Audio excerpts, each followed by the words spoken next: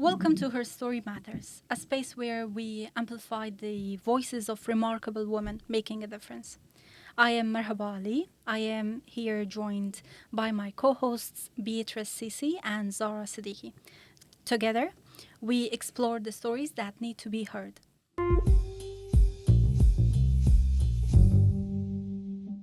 Our guest today is Meetra Qutb, a researcher and advocate for human rights in Afghanistan. She previously worked as a lecturer at Kabul University of Afghanistan and has also worked in research and media organizations in Afghanistan, Germany, and the UK. She holds degrees in international human rights law and public economics, law, and politics. She's currently working as a communications specialist at the Afghan Witness Project. Today, we will dive into her journey, insights, and the challenges Afghan women face today. Mitra, thank you so much for your time and thank you for being here. Thanks. Thank you for inviting me. Welcome, guys. Welcome, everyone. Thank you. Thank you. Very happy to be here. Very yeah. happy.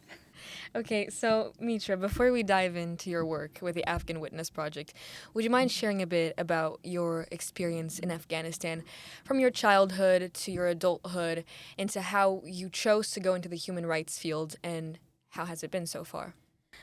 So I was born and raised in Afghanistan, and my childhood, I was raised during the first Taliban regime. I was very young when they took power first time in Afghanistan, and my first encounter with the Taliban was when I saw them wiping two women, beating two women in their feet because they had not covered their faces.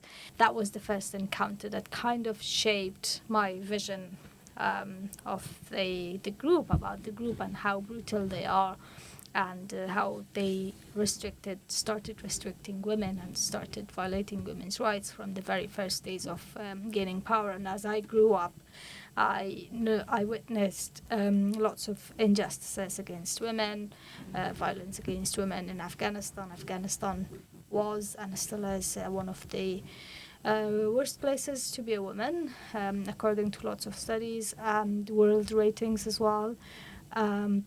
And I was kind of outspoken when I was at school, and I loved public speaking, and I loved, participating in all the events and debates at school. And I always wanted, to become, first of all, I wanted to become a journalist, and then I wanted to become a lawyer. And then I chose studying law and political science at Kabul University.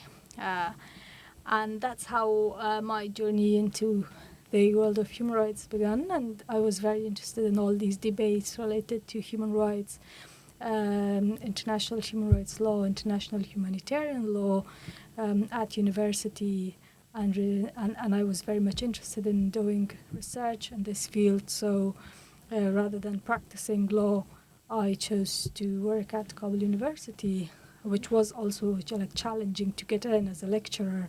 Mm-hmm. So I did work as a lecturer at Kabul University for a year for the law school, law and political science school of Kabul University. And so going forward, I continued this kind of different aspects, different fields of human rights. So going back to your childhood and when you were at school, getting a scholarship or coming out of Afghanistan is very difficult for a lot of women. How was that journey for you personally? Yeah, I mean, that's a really good question, because I'm being asked this question by many young people now who want to pursue higher education outside of Afghanistan. That was my goal, my vision from very young age. When I first entered university, I always wanted to study abroad, to study especially in Europe and in the UK. So I was working hard to have good grades and to be a topper and so on, and studying English. I started studying English from very young age. My mom was my first English teacher, because when I was growing up during the first Taliban, I wasn't at school when they came, so I was just in kindergarten, and then I had to attend secret schools. At that time, we had to wrap our books in the cloth that you cover Quran with. So when we were outside, the Taliban wouldn't suspect that we were attending secret or hidden schools or underground schools in Afghanistan. And at home, my mom used to, of course, again teach us school books, and including English. So she was my first English teacher, and since then, I mean, I always wanted to learn English, and I was going after the Taliban fell first time. I attended courses, English language courses all the time. Working on my IELTS skills, like practicing these tests, TOEFL tests, because I always wanted to have these tests already there, because when I find a scholarship and if I get shortlisted for a scholarship, I already have completed one step and one of the biggest requirements, and also at university working on my transcript. And that's also challenging because English is not our first language. It wasn't, especially in the country. It was, and I felt like privileged to be able to live in a bigger city and have these opportunities to learn the English language and connect to the world, kind of. And then, in addition to having good grades, English is one of the biggest requirements, and a work experience also counts for getting a scholarship abroad. I think, that's how it happened.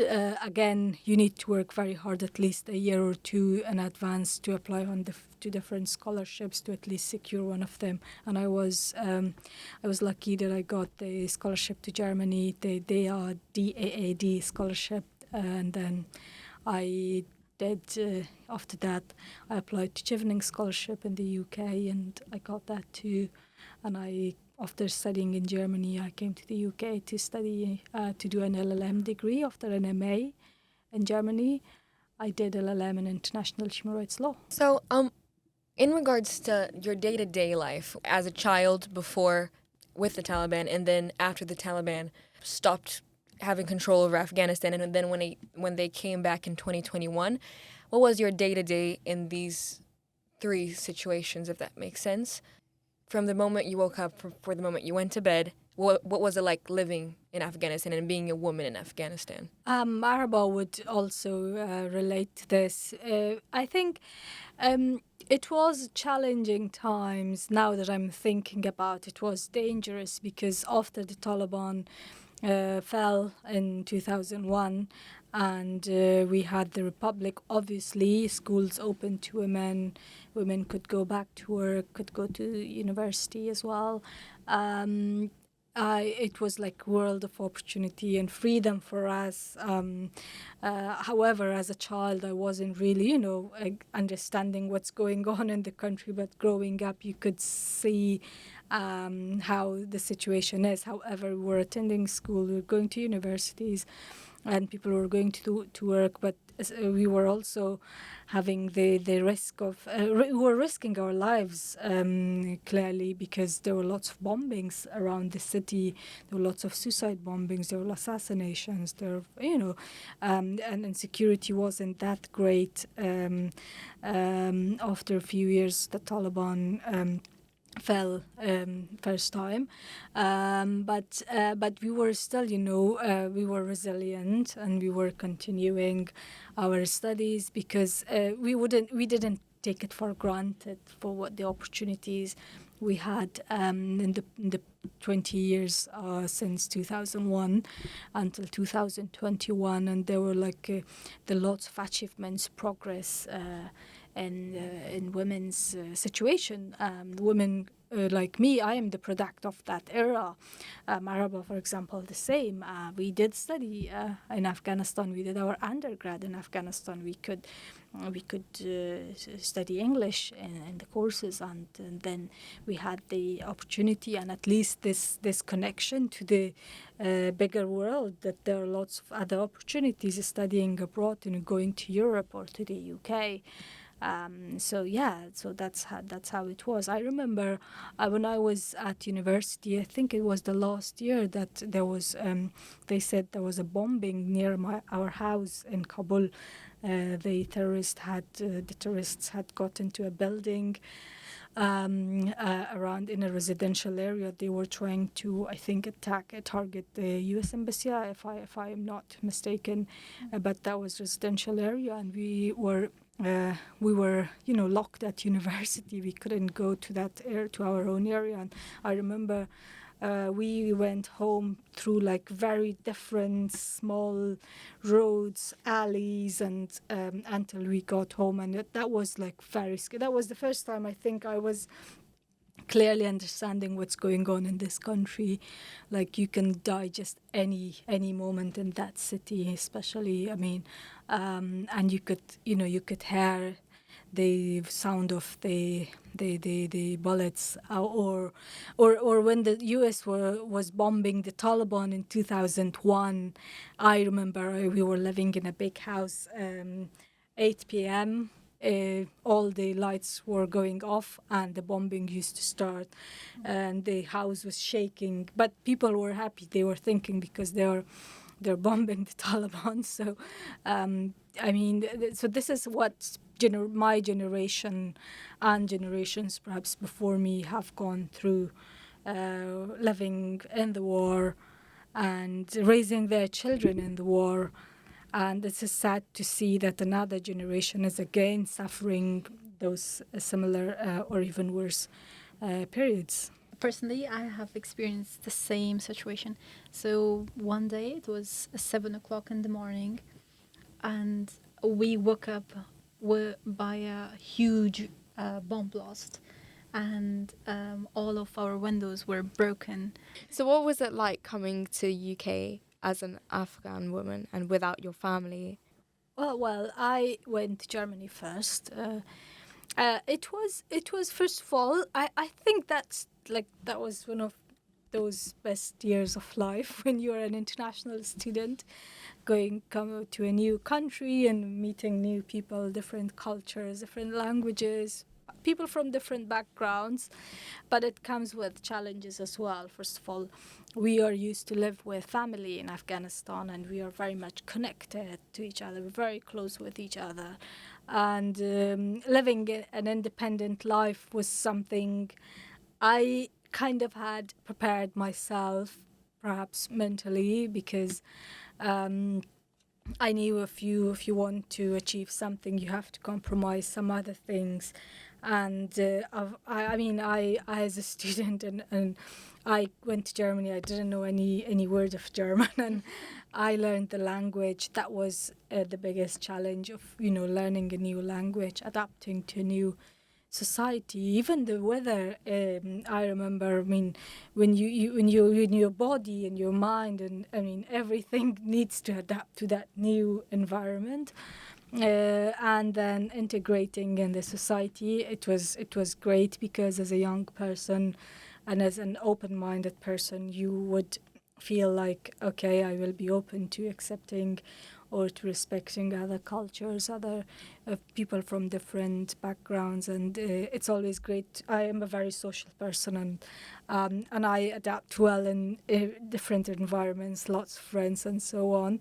So that wasn't a very difficult thing for me. But language was one of the barriers that was also great, because it forced me to learn a new language and know a new culture through that language. And when I came to the UK, I had to adapt to a newer, other society, but because I had experienced of that in the past, like let's say 2-3 years before that,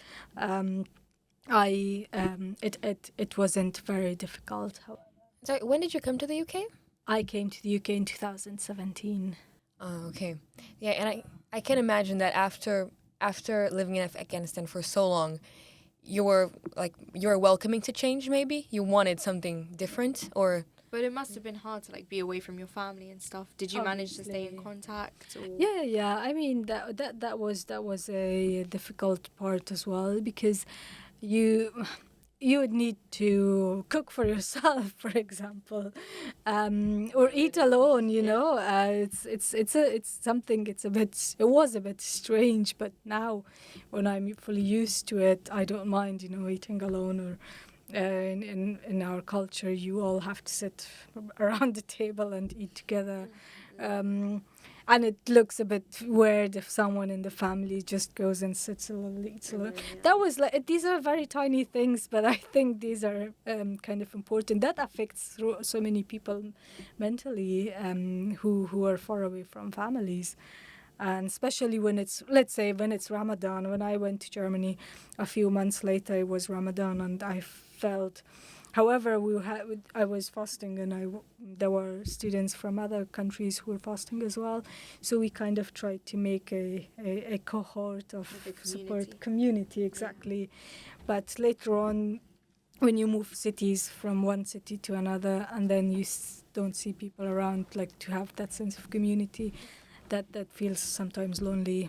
Yeah. Yeah, from that, did you face any setbacks in relation to being a woman and being from Afghanistan? From coming to Germany and coming to the UK, did people assume things about you that weren't true, or had assumptions about Afghanistan that you always had to kind of demystify because people had Like a stereotypical. a pre-existing mindset about you because of where you came from? Did you ever run into any situations like that? Well, I mean, world media has portrayed women of Afghanistan differently. I wouldn't say all the time, but sometimes, and that's sad, because I came across things like, oh, we didn't know women of Afghanistan don't wear a scarf or anything, and why wouldn't you wear now?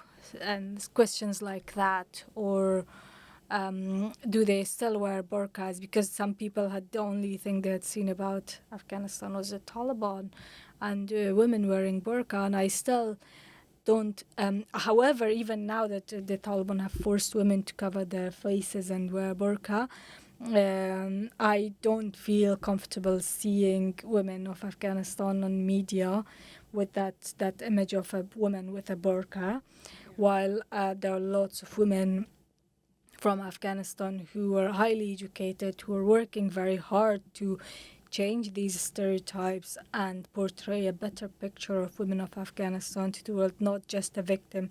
So I'm not for victimization of women of Afghanistan, but sadly, the current regime, because of the way they are leading the country, and they have banned women from working outside. So many women have been forced to beg on the streets, or become homeless and displaced.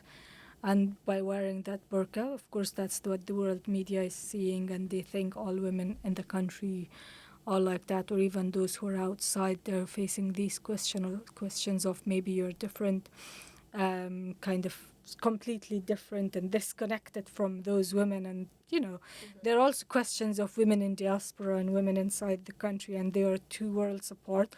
I mean, however, I do agree with that conception, but I mean, I do agree with that opinion, because we in here need to know the plight of women in very remote areas of Afghanistan, and we need to raise this, our duty to raise their voices.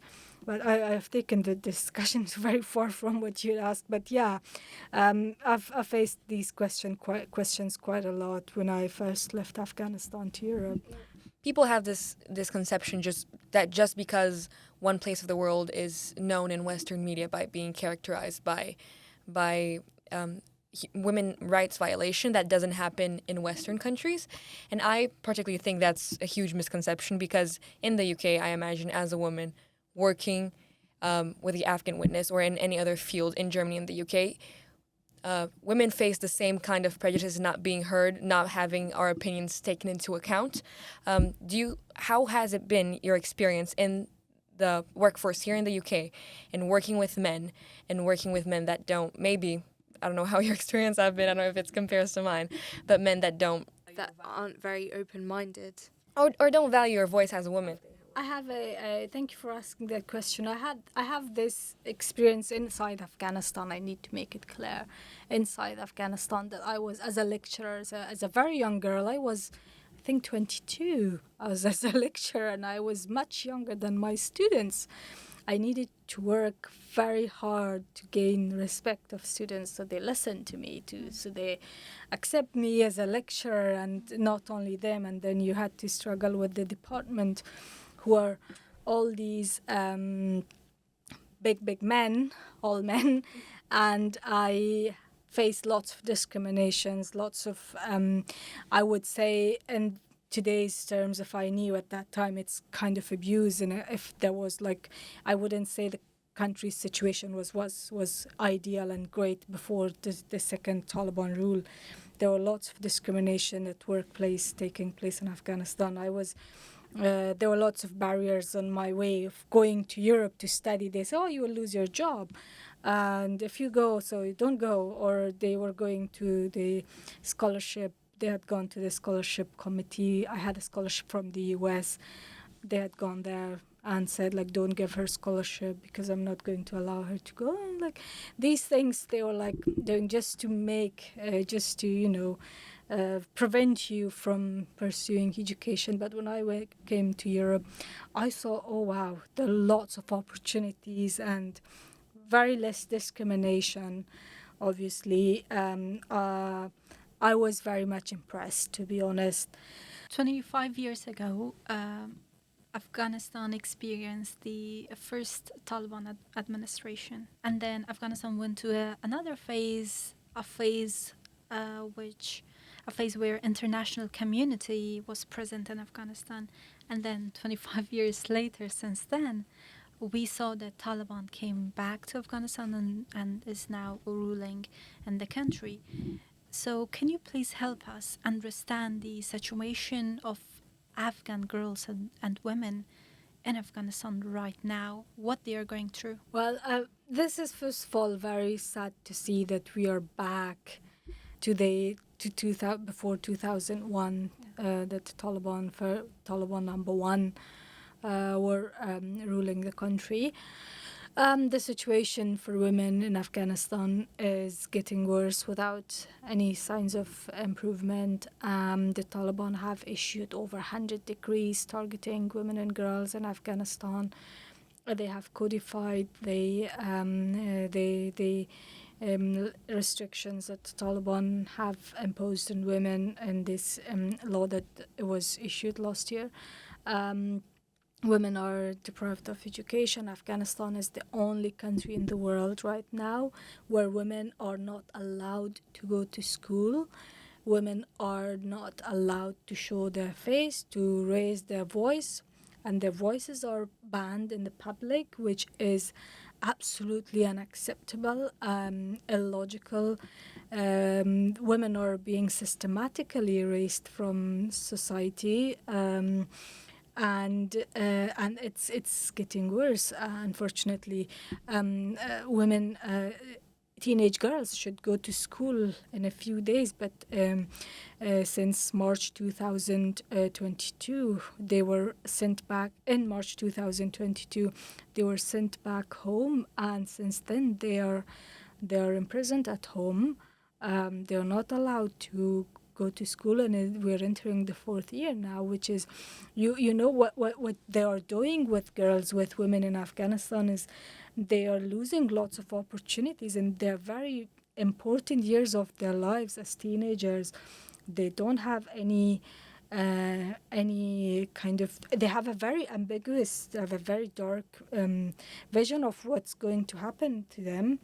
3 years, and now it's going to be 4 years. It's not a small amount of years. It's just like a very long time for a girl to be left out of school and not be able to go to school. And also there are I know there are underground schools, there are online schools, but not every girl in that country has access to internet and to the tablet or computer to join those online schools. And then we had reports of that women, the only place they're allowed to go are the madrasas, and what they were taught in those religious schools and madrasas are it raises fears of further extremism.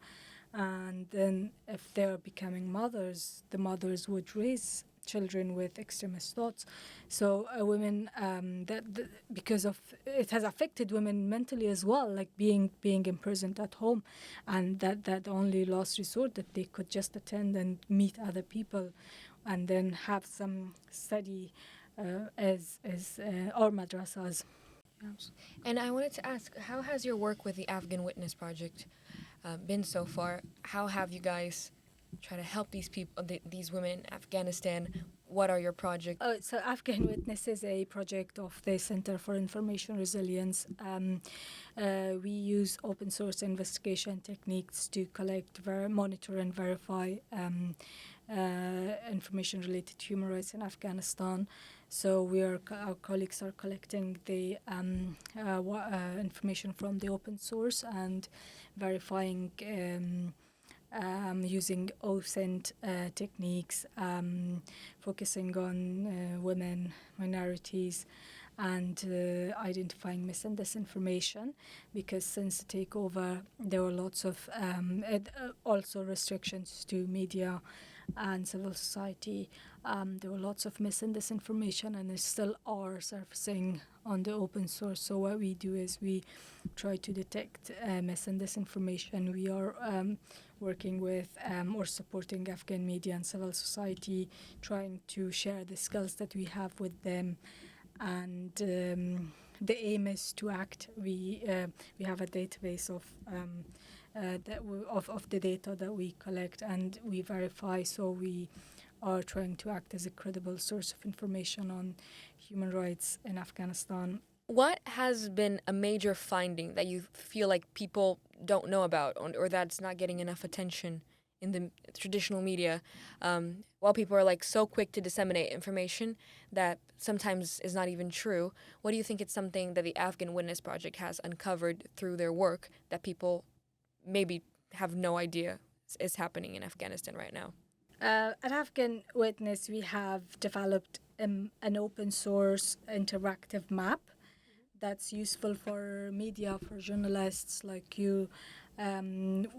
So the data which are verified make their way to the map, and this is accessible to the public. So journalists and media organizations, if they're looking for verified data on human rights abuses, let's say a protest has happened in Afghanistan and the protest has been oppressed by the Taliban, or it's met or responded with violence, and we have verified it because with OSINT what you can do is that you can put together pieces of footage, images, videos, and then it's a powerful tool for storytelling and answering questions like what happened, who did it, where it was happened, who are the victims, who are perpetrators. So these pieces of verified data make their way to the map. So because we didn't want to, have all the verified data we have, in that database, but make it accessible to journalists and media and activists who want to have access to verified data. Also, we did an investigation into execution of prisoners in Panjshir in 2022. That was a major piece because we could, using OSINT, we could connect one group of the Taliban fighters with the killing of people in Panjshir Valley, and that was a very big investigation. So what are the challenges like in that kind of work, doing that kind of work? In the context of Afghanistan, one of the challenges is access to remote areas where open source doesn't have visibility, or another challenge is the lack of visibility in, let's say, in how Taliban are treating people in prisons and detention centers, because those things don't come on social media and on the open source. So it's important for organizations to work together and collaborate with each other on verifying human rights violations in Afghanistan. From your experience, both in Afghanistan and internationally, how do you view global responsibility towards Afghanistan today? Thank you for that.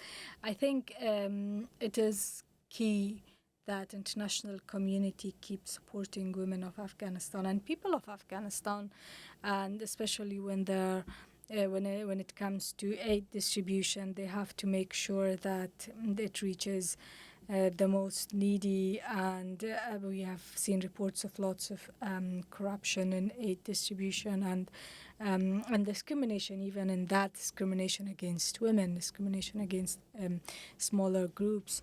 And then it's vital for the world media as well, that they should not just forget about the situation of women in Afghanistan. We should not allow normalization of women's situation in Afghanistan.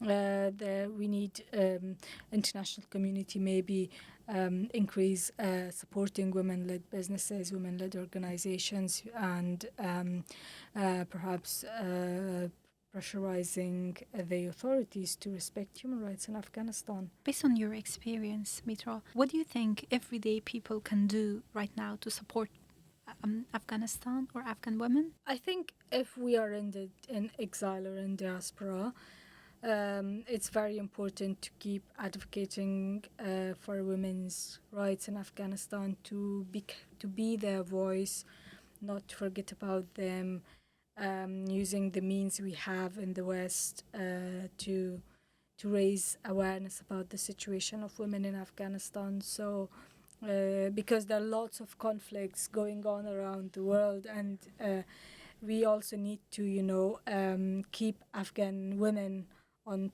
in the headlines in the world, because it is such a vital and it's such a critical situation going on in Afghanistan for women, and as I said, the situation in Afghanistan wouldn't remain within the borders of the country.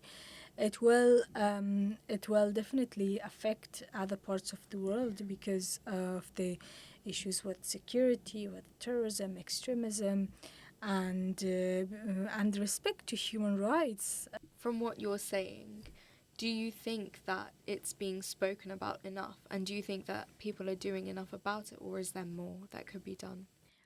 Absolutely, more needs to be done, because first of all, I think the advocacy of women of Afghanistan since the takeover has been great, and it's been the work of many different organizations, advocacy groups, activists, journalists, media, and women on the ground who use different means to raise their voices, protesting, using social media platforms, although they're facing abuse in social media, and it also there are fears of persecution if you're inside the country and you're still raising your voice.